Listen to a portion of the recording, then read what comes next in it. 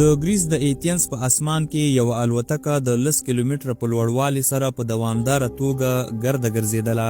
له وروستیو 2 ساعتونو دا الوتکه له هیڅ چا سره هم په اړیکه کې نه وه. کنټرولر 19 ځله دې الوتکې سره د اړیکې نیولو کوښښ وکړ، خو هر ځل په ځواب کې یوازې له خاموشۍ سره مخ کېده. اوس اندېښنې زیاتې شولې. مسؤلین په دې شک کې وو چې چا خو به الوتکه اختطاف کړې نه وي. پرته د وخت له ضایع کولو د ګریس د پوځ F-14 جنگي الوتکې هوا ته جګې کړل شوې او په دې الوتکه پسې ولېږل شولې ترڅو معلومه کړي چې په دې الوتکه کې دننه څه پیښه شوې ده. کله چې جنگي الوتکې د دې الوتکې خواته ورسېدلې، د الوتکې له شیشو څخه دننه حالاتو په لیدو د جنگي الوتکو پیلوټان حیران پاتې شول.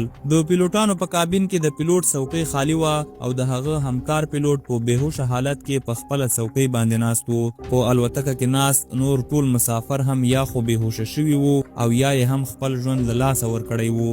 پوښتنه دا و چې دا د معمول په څیر یوه عامه الوتنه وه، خو آخر په دې الوتکه کې له ناستو خلکو سره کومه نامعلومه پیښه شوې ده چې ټول یا مړه دي او یا هم بېهوشه په خپلو څوکیو کې ناست دي. د دې پوښتنې ځواب به د دې ویډیوګانو په لړۍ کې واورئ او هم ووینئ.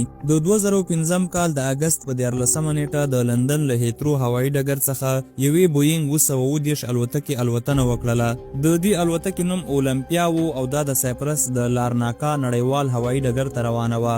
دا د سایپرس هیواد د هیلیاوس ایرویز په نوم د یو شرکت الوتکه وه چې د نورو شرکتونو په پرتله یې د ټیکټونو بیه کمه وه او د یورپ بېلابېلو برخو ته به یې سفرونه کول. که څه هم الوتنه په نورمال ډول پیل شوې وه، خو لږ وروسته د الوتکې خدمتګارو د دروازې له خوا څخه یو نااشنا اواز اورېدلی و. کله چې یې دروازه کتلې وه، د دروازې څلور خواوې یخ نیولې وې لکه کوم څه چې په فریج کې کېښودل شي او یخ یې ونیسي.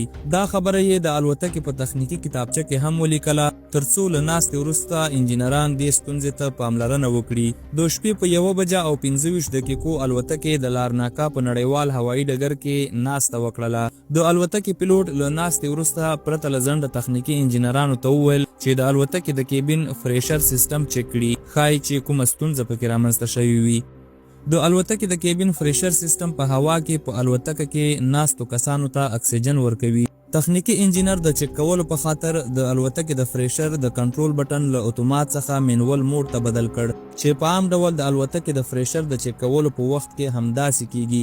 د چیکینګ په وخت کې کومه ستونزه ونه موندل شوله او هر څه سم په نظر راتلل، خو انجینر یوه تېروتنه دا وکړله چې د فریشر د کنټرول بټن یې چې له اتومات څخه مینول موډ ته اړولی و، له چیکینګ وروسته یې باید بیرته اتومات موډ ته اړولی وای، خو هغه داسې ونه کړل او بټن یې هماغسې په مینول موډ کې پرېښوده. الوتکه یو ځل بیا د الوتنې لپاره تیاره وه، خو له یوې له پامه غورځول شوې غلطۍ سره. د 2015 کال د اګست په 14 نیټه د شپې په 3:15 دقیقو الوتکې ته د یو ځل بیا الوتنې لپاره اجازه ورکړل شوله. دا وار الوتکه د سایپرس له لارناکا هوايي ډګر څخه لومړی ایتینز او بیا پراګ ته روانه وه. د الوتکې لومړی پیلوټ 59 کلن هانس جورګن مرټین چې 16900 ساعته د الوتنې تجربه یې لرله او همکار پیلوټ یې 51 کلن پامپوس و چې 2549 ساعته د الوتنې تجربه یې له ځان سره لرله. که ولیدل شي دواړو پیلوټانو د الوتنې کافي تجربه لرله. په الوتکه کې ټول 115 مسافر ناست وو چې په دوی کې کورنۍ او ماشومان هم موجود وو. 4 د الوتکې خدمتګاران او 2 پیلوټان په دې الوتکه کې موجود وو. دا ډیر اوږد سفر نه وو او هر څه سم روان وو، خو د دې هر څه تر شا یوه زړه بوږنونکې پیښه پټه وه. که څه هم دواړه پیلوټان ډیر تجربه لرونکي وو، خو د دوی مسلکي سابقه چندان خوندوره نه وه. د الوتکې لومړی پیلوټ هانس جورګن له دې وړاندې له یو بریتانوي هوایي شرکت jet2.com څخه د سیفټي او اصولو د نه مراعات کولو په خاطر شړل شوی هم وو، ځکه چې ده به بار بار له اصولو او قوانینو سرغړونه کوله، خو د دې باوجود د هیلیاوس هوایي شرکت دی په دنده ګمارلی وو. یو خوا انجینیر د کیبین د پریشرایزیشن موډ سلیکټر د اتومات پر ځای مینول موډ ته اړولی وو، بل خوا پیلوټانو هم کومه خاصه پاملرنه نه وه ورته کړې او بټن هماغسې په مینول موډ کې پاتې شوی وو. بالاخره د سهار په 6 بجو او 7 دقیقو الوتکې له لارناکا هوایي ډګر څخه الوتنه وکړله. د سفر پیل نورمال وو، هوا هم صافه وه او الوتکې د لا پورته تګ هڅه کوله. له الوتنې 4 دقیقې وروسته د هوایي ترافیکو کنټرول کوونکي الوتکې ته د 34,000 فوټه لوړوالي ته د لوړېدو اجازه ورکړله. خو اوس اصلي ستونزه پیل کېدونکې وه. الوتکه چې څومره لوړه تلله هغومره د الوتکې د کیبین د ننه هوا خرابېدله او د اکسیجن کمی احساسېده. له الوتنې 15 دقیقې وروسته د پیلوټانو په کابین کې یو عجیبه زنګ پیل شو. دا د کیبین د الټیټیوډ وارنینګ الارم و او دا زنګ هغه وخت وهل کېږي کله چې په الوتکه کې د ننه د اکسیجن مقدار دومره ټیټ شي چې په الوتکه کې ناستو کسانو ته د اکسیجن ماسکونو اچول اړین شي. په دومره لوړوالي کې د دې خطرناک زنګ وهل کېدو پیلوټان ورخطا کړي وو او هیڅ نه پوهېدل چې څه پیښه شوې ده. په الوتکه کې دننه شورماشور جوړ شو او مسافر د ډار او ورخطایي په حالت کې وو. د الوتکې خدمتګارانو د مسافرو د آرامولو کوښښ کاوه خو هغوی په خپله هم دار شوي وو او حالت یې له مسافرو ډیر خراب وو.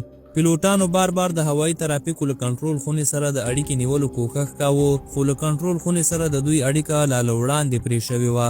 د کنټرول خونې له کارکوونکو سره یوازې یوه لاره پاتې وه چې له الوتکې سره اړیکه ټینګه کړي او هغه وه راډیو کال. کنټرول کوونکو په راډیو کال باندې د الوتکې د حال معلومولو ډیر کوښښ وکړ خو له خاموشۍ پرته یې بل هیڅ هم ترلاسه نه کړل.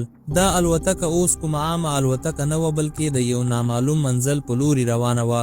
د ورځې په 10 بجو او 45 دقیقو باید د الوتکې په ایتینس هوایي ډګر کې ناسته کړې وای خو د سهار په 9 بجو او 22 دقیقو د الوتکې لا هم په 34,000 فوټه لوړوالي سره الوتنه کوله او د سهار په 9 بجو او 20 دقیقو دا الوتکه د ایتینس هوایي حریم ته داخله شوله خو د پیلوټ له لوري له کنټرول خونې سره بیا هم هیڅ اړیکه ټینګه نه شوله. په بېلابېلو وختونو کې له الوتکې سره د اړیکې نیولو ډیر کوښښ وشو خو ځواب بیا هم منفي و. په 11 بجو او 49 دقیقو د جنگي الوتکې پیلوټ په الوتکه کې دننه یو کس ولیده چې د مسافرو له ځای څخه د پیلوټانو د کابین په لوري روان و. لږ وروسته هغه کس د پیلوټ په خالي څوکۍ باندې کېناسته. د جنگي الوتکې پیلوټ هغه کس ته د لاس په ښورولو اشارې کولې چې که چیرته کوم ځواب ترلاسه کړي. په 11 بجو او 50 دقیقو د الوتکې یو انجن یا ماشین کار پرېښوده. الوتکه په یو لوري کږه شوله او په سرعت سره مخ په ښکته روانه شوله. د پیلوټ په څوکۍ ناست کس د الوتکې د کنټرول کولو کوښښ کاوه خو اوس شاید ډیره ناوخته شوې وه.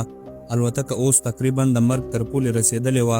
لږ وخت وروسته د الوتکې دوهم ماشین هم بند شو. د پیلوټ په څوکۍ ناست کس د لومړي او آخري ځل لپاره د لاس په اشارې د جنگي الوتکې پیلوټ ته څه ویل غوښتل خو پیلوټ یې په خبره پوه نه شو. لږ وخت وروسته دا الوتکه له خپل منزل ایتینس څخه تقریبا 40 کیلومتره لرې د ګراماټیکو په غرایزه سیمه کې په تیزۍ سره په ځمکه ولوېدله. د الوتکې له لوېدلو وروسته سیمې ته مرسته کوونکې ډلې ورسېدلې او د مسافرو مړي یې له الوتکې څخه د باندې راوویستل. د عادي طب له معایناتو وروسته معلومه شوله چې ډېری مسافرو د الوتکې له غورځېدو څخه د مخه خپل ژوند له لاسه ورکړی و. له دې پیښې تقریبا 15 میاشتې وروسته د ګریس دولت یو راپور خپور کړ چې پکې لیکلي و چې د دې زړه بوږنونکې پیښې علت یوازې هغه کوچنی د پریشر کنټرول بټن و چې باید په اتومات موډ کې وای خو انجینر هغه په مینول یا ساده موډ کې پرېښی و او د همدې کوچني بټن له کبله 121 کسانو خپل ژوند له لاسه ورکړ.